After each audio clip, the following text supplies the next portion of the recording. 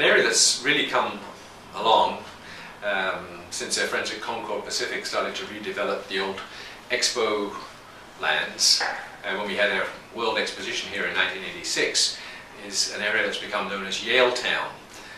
It's named after the old railway subsection that used to be here in that area. In fact, the old roundhouse still exists, and it's now a community centre and sort of the centre of the area.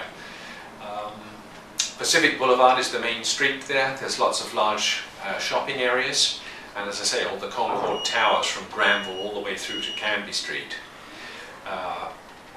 Behind the actual area of Yaletown is two small streets, Hamilton and Mainland Street. Both of these streets were old warehouses at one point, and I can remember when they were just warehouses and inhabited by bats after the cooperage businesses and so forth had left.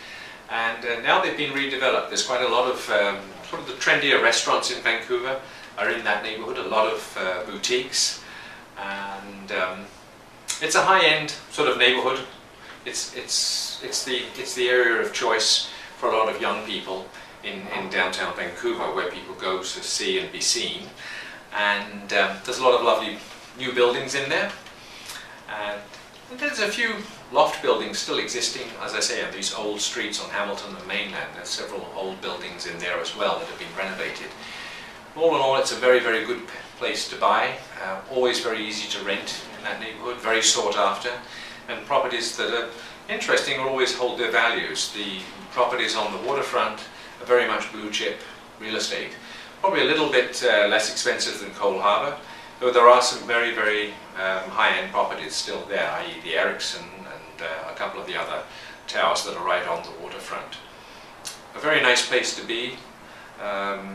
Parks, good seawall facing south, and the Jazz Festival is hosted in there in the summertime for one free day.